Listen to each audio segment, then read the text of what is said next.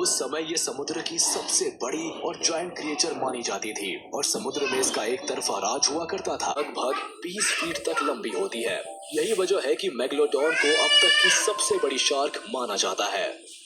Impressive set of teeth. अब जिस creature के शरीर का साइज ही इतना विशाल हो, उसके बॉडी पार्ट्स कितने अमेजिंग और पावरफुल हो सकते हैं, इस बात का अंदाजा लगाया जा सकता है।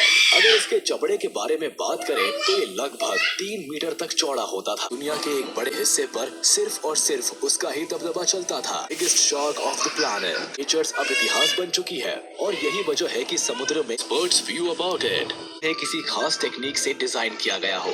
एक्सपर्ट्स की माने तो एक एडल्ट मेगलोडॉन के मुंह में 276 से भी ज्यादा दांत हुआ करते थे। इंस्टेंस माना जाता है, लेकिन साइज के मामले में इसका दूसरा कोई मुकाबला नहीं था।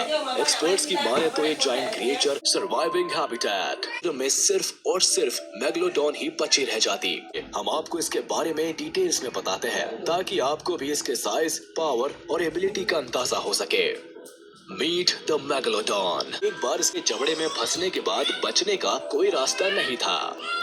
Food habit. उस समय इसे रोकने वाला कोई नहीं था। एंड क्रिएचर्स की बॉडी और अटैकिंग पावर को देखकर ये तो पता चल ही जाता है कि ये उस दौर की सबसे बड़ी मरीन प्रेडेटर हुआ करती थी। स्पेशलिटी ये थी कि ये सामने से अटैक करने के बजाय साइड से अटैक करती थी, जिससे बच पाना बेहद मुश्किल होता था। इसके अलावा अगर इनके वजन की बात करें तो ये आज के 10 हाथियों के बराबर हुआ करती थी। वैसे तो ज्यादातर फिश कोल्ड ब्लडेड होती है, लेकिन इस मामले में मेगलोडॉन अलग थी, क्योंकि अपनी स्विमिंग एबिलिटी और भारी शरीर के कारण ये बहुत ज्यादा हीट प्रोड्यूस करती थी। साथ ही आज के ग्रेट व्हाइट शार्क की तरह दुनिया की सबसे लार्जेस्ट फिश स्पीशीज माना जाता है। शार्क की एक विशाल प्रजाति मेगलोडॉन जो लाखों सालों पहले इस धरती पर मौजूद हुआ करती थी, पता लगाने में जुटे हैं। इनके दांतों से मिली जानकारी के मुताबिक